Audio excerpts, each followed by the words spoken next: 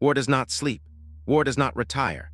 And war never forgives. Long before Thor wielded Mjolnir and long before the Avengers assembled, there was Ares, the living embodiment of war itself. Neither hero nor villain, Ares exists as conflict made flesh. This is the true story of Ares in Marvel Comics, a god shaped by bloodshed, abandoned by Olympus, and reborn in a world that no longer worships gods, yet still worships war.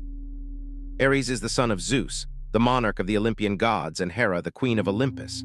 From the moment of his birth, Ares was never meant to represent wisdom, balance, or mercy. He was created for violence. In ancient Greece and later in Rome, Ares was worshipped as the god of war, not the honorable war of defense, but the savage, chaotic, and brutal reality of battle. While Athena symbolized strategy and discipline, Ares represented rage, bloodlust, and the raw thrill of combat. For centuries, soldiers prayed to him before marching to their deaths, believing his favor could mean survival or glorious destruction. However, the world changed. As Christianity rose across the Roman Empire, belief in the old gods began to fade. Temples were abandoned, prayers fell silent, and worship of the Olympians slowly died. Zeus, seeing the inevitable, chose not to resist this change. Instead, he allowed Olympus to fall into obscurity and forbade the gods from acting as patrons of humanity. To Ares, this decision was unforgivable. War still existed. Men still fought, empires still collapsed, and blood still soaked the earth. Yet the god of war was commanded to stand aside while his very essence continued without him. That resentment hardened into rage, and over time, that rage became rebellion. Across the centuries, Ares attempted to overthrow Zeus multiple times. Sometimes he acted alone, driven purely by anger. Other times he formed alliances, even joining forces with his uncle Pluto, ruler of the Olympian underworld. But his ambitions were repeatedly crushed, most often by his own half-brother Hercules. Time and time again, Hercules opposed Ares' attempts to seize Olympus, sometimes aided by powerful allies such as Thor and even the Avengers themselves.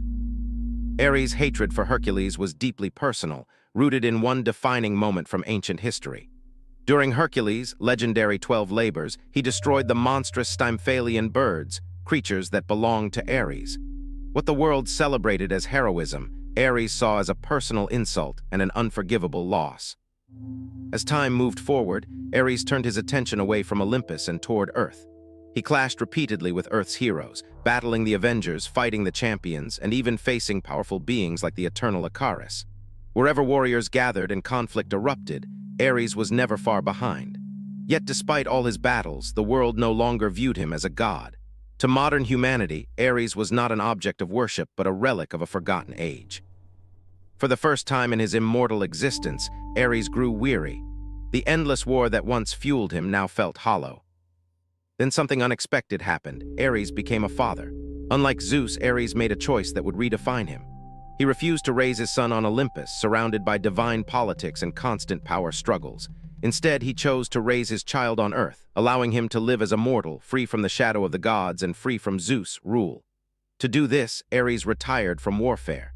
He stepped away from the life of the gods, from battlefields, and from eternity itself. For a time, the god of war laid down his arms. That peace did not last. During the era of the Superhuman Registration Act, Ares was confronted by Iron Man and Ms. Marvel. They demanded that he register under the law just like any other superpowered being. But instead of treating him as a threat, they made him an offer to join the Avengers. Ares agreed, but not out of loyalty or belief in justice. He accepted on one simple condition: they match his hourly pay. No speeches, no ideals, just compensation.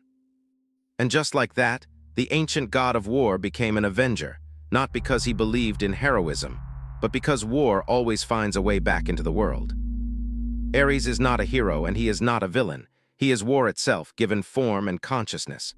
As long as humanity continues to fight, conquer, and destroy, Ares will never truly disappear. Gods do not die when people stop believing in them. They die when the world no longer needs what they represent, and war, unfortunately, will always be needed.